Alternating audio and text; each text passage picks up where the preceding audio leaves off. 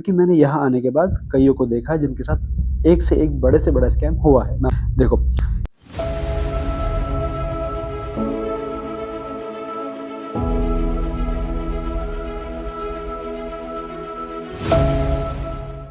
मैं आपको प्रॉपर तरीके से इस वीडियो में सब कुछ खोल के बताने वाला हूँ कि एक्चुअल फीस और पेइंग सिस्टम क्या होता है जब कोई बच्चा इंडिया से रशिया में या रशिया किसी और कंट्री में, रशिया, जॉर्जिया, चाइना, कहीं भी आप जाने का प्लान करते हैं तो वहाँ पे पेइंग सिस्टम क्या होता है, कैसे-कैसे आप पे करते हैं, कहाँ-कहाँ पे करते हैं और कहाँ-कहाँ पे आपका टोटल खर्चा होता है, क्योंकि मैं सब चीज़ एक्सपीरियंस कर चुका हूँ, तो कुछ मैं यहाँ पे आपको बताने वाला हूँ। दोस्तों, मैं हूँ वसीम त्यागी और मैं अभी फ़िलहाल नॉर्दर्न स्टेट मेडिकल यूनिवर्सिटी में रशिया में पढ़ रहा हूँ और मैं फर्स्ट ईयर में हूँ।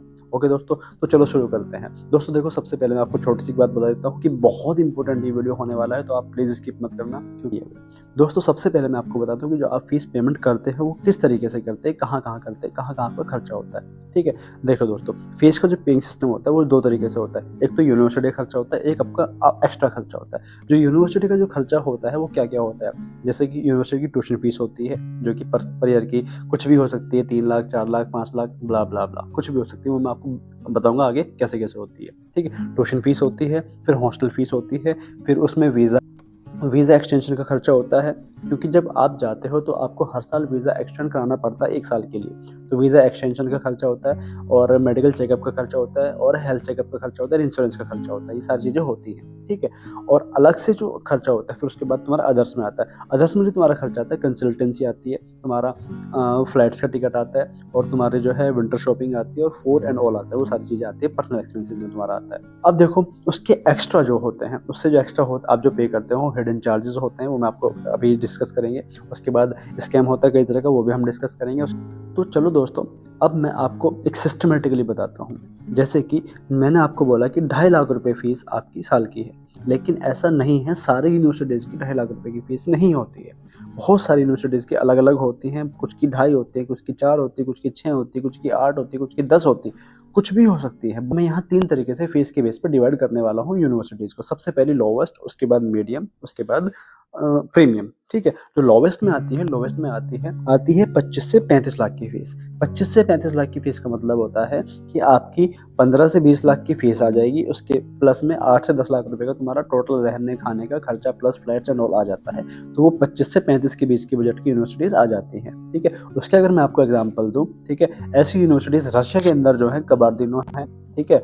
कबार्दिनो State Medical University, Bashkir State Medical University, Orenburg State Medical University, Tver State Medical University, जो कि 25 से 35 के बीच आती है। अब मैं एक बात और आपको बता देता हूँ सबसे पहले कि ये जो डेटा मैं आपको बता रहा हूँ फीस स्ट्रक्चर का, ये अप एंड डाउन हो सकता है, क्योंकि हर साल फीस बढ़ती-घटती रहती है, ठीक है? तो ये मैं एक जनरल वे बता रहा हूँ आपको, जिससे कि आपको फीस स्ट्रक्चर समझ में आ सके। अब उसके बाद आते हैं कि मीडियम वाली जो यूनिवर्सिटीज़ होती हैं, ठीक है? उनकी फीस होती है 50 से 60 के बीच, ठीक है? 50 से 60 का उनका खर्चा होता है, ठीक है? उसमें तुम्हारा 40-45 की तुम्हारी आ जाती है फीस वगैरह, ठीक है? उसके बाद का तुम्हारा आगे का तुम्हारा खर्चा आ जाता है, जो तुम्हारा रहने-सहने का होता है। क्योंकि क्या होता है, कई सारी जो सिटी होती है रशिया के अंदर बहुत महँगी होती है, वहाँ पे खाना खर्चा बहुत महँगा पड़ता है, ठीक है? तो उस हिसाब से भी चीज़ें मैटर करती हैं, ठीक है? तो मीडियम में आ जाती है 50 से 60 वाली यूनिवर्सिटीज़, जिनका जिनका अगर मैं आपको एग्ज़ाम्पल दूँ, कज़ान फेडरल यूनिवर्सिटी हो गई, क्रीमिया फेडरल यूनिवर्सिटी हो गई, कज़ान स्टेट मेडिकल यूनिवर्सिटी हो गई और अल्ताई स्टेट मेडिकल यूनिवर्सिटी, ठीक है? अब देखो, इसमें जो क्रीमिया फेडरल यूनिवर्सिटी है, इसकी फीस बजट में है,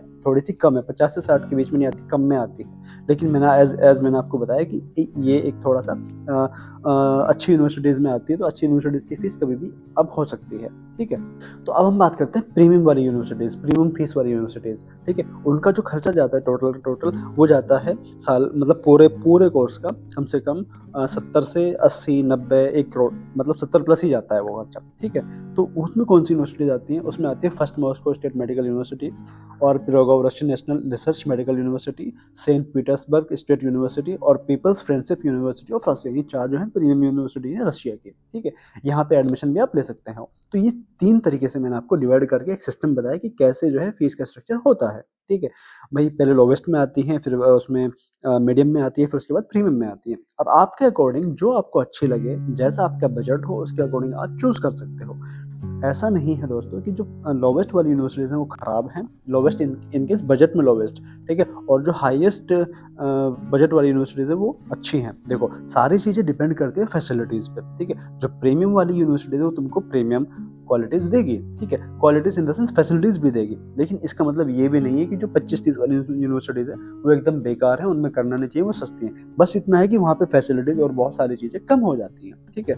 जैसे कि रहने खाने में और बाकी चीज़ों में। अब जैसे सपोज़ करो आप मॉस्को में रह रहे हो, तो मॉस्को एक बहुत बड़ी सिटी है रशिया की, जहाँ पे रहना खाना बहुत महँगा पड़ता है, इसलिए वहाँ पे बजट ज़्यादा जाता है। सेंट पीटर्सबर्ग में भी इसीलिए ज़्यादा जाता है, ठीक है। तो ऐसा नहीं है कि प्रीमियम वाली बहुत अच्छी है और बाकी वाली बहुत ख़राब है, ऐसा नहीं है। अब ये डिपेंड करता है तुम्हारे लाइफ़स्टाइल पे, तुम्हारे रहने पे और तुम्हारे बजट पे। अब सपोज़ करो किसी के पास 1 करोड़ रुपए हैं, वो जा सकता है मॉस्को, किसी के पास नहीं है 1 करोड़ रुपए, उसके पास 30 लाख रुपए, वो नहीं जा सकता है मॉस्को, ठीक है।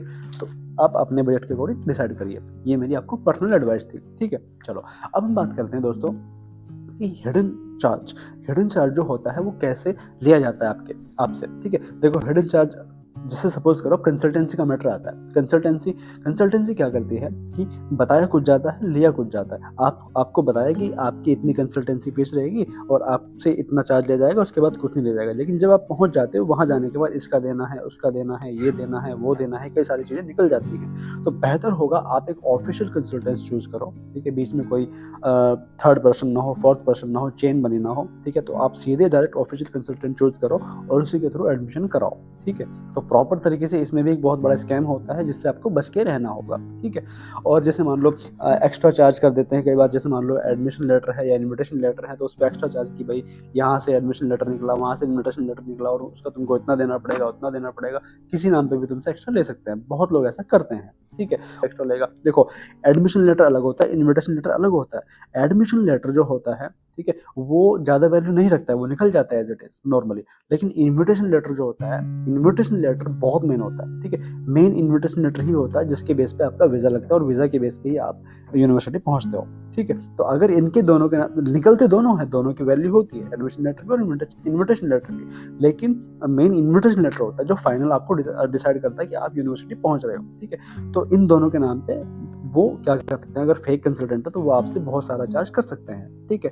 अब उसके बाद वो ओवर चार्जिंग कैसे कर सकते हैं, बताया कुछ है और जाके वहाँ जाने के बाद इसका चार्ज दो, उसका चार्ज दो। सपोज करो इंडिया में आपको बताया एक्स अमाउंट, लेकिन रशिया पहुँचने के बाद या किसी भी कंट्री पहुँचने के बाद आपसे वो बहुत सारा चार्ज कर रहे हैं, इसके नाम पे, उसके नाम पे, ब्ला ब्ला, बहुत सारी चीज़ें आप निकल जाती हैं, ठीक है, वो निकाल देते हैं, ठीक है। तो ऐसे ओवर चार्जिंग हो सकती है। प्लस आपको क्या कर सकते हैं कि अगर मान लो कोई सही कंसल्टेंट नहीं तो वो क्या करेगा, वो आपको अच्छी यूनिवर्सिटी को छोड़ के लो क्वालिटी यूनिवर्सिटी में भेजने की कोशिश करेगा जिसमें उनका प्रॉफिट ज़्यादा होगा, ठीक है। क्योंकि ये क्या करते हैं कि कंसल्टेंसी जो होती है वो टाइप भी कर लेती है यूनिवर्सिटी से, और उसके बाद क्या होता है कि वो अपना प्रॉफिट ज़्यादा सोचते हैं, ठीक है, ऐसा भी हो सकता है। उसके बाद क्या होता है कि फेक प्रोमिसेस भी करते हैं। देखिए फेक प्रोमिसेस लाइक हम आपको ये प्रोवाइड कराएंगे, वो प्रोवाइड कराएंगे। मेरे से भी बहुत लोग मिले, कई लोग तो मुझे ऐसे मिले जब मैं यहाँ पे एडमिशन लेने के लिए सोच रहा था। मुझे बोले कि आप जो है हमें इतना पैसा एक साथ दे दो पूरे पूरे पूरे 6 साल का, और उसमें तुम्हारा 10 लाख रुपए का फ़ायदा हो जाएगा और ऐसे-ऐसे तुमको फिर टेंशन फ्री रहना पड़ना, कोई दिक्कत नहीं। सोचो मतलब 6 साल का पैसा उनको एक साथ दे दो,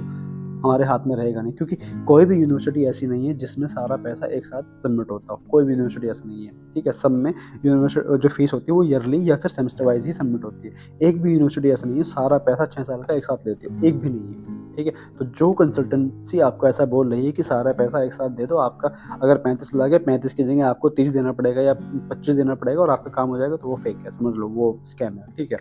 ऐसा होता ही नहीं है, क्योंकि सारी यूनिवर्सिटीज़ के अंदर जो पैसा जाता है वो सेमेस्टर वाइज या ईयर वाइज जाता है, ठीक है।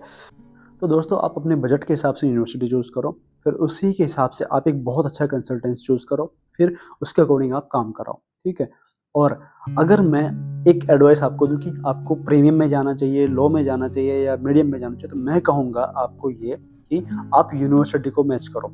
यूनिवर्सिटी ये मत देखो कि प्रीमियम है या फिर वो लो है या फिर वो मीडियम है। यूनिवर्सिटी देखो कि उसमें क्वालिटीज़ क्या-क्या हैं। यूनिवर्सिटी एनएमसी से अप्रूव्ड होनी चाहिए, यूनिवर्सिटी सारे एनएमसी के रूल्स को फॉलो करती रहनी चाहिए, यूनिवर्सिटीज़ के अंदर हॉस्पिटल एक्सपोज़र अच्छा होना चाहिए, यूनिवर्सिटीज़ के अंदर क्राउड नहीं होना चाहिए, ओवर क्राउड, ठीक है, इंडियन स्टूडेंट्स का।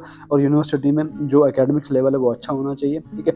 और यूनिवर्सिटी की जो डॉर्मेटरीज़ है वो अच्छी होनी चाहिए, यानी कि हॉस्टल्स वगैरह अच्छे होने चाहिए। अगर ये सारी क्वालिटीज़ आपको एक हल्के बजट की यूनिवर्सिटी में मिल जाती है तो वहाँ जा सकते हो, ठीक है।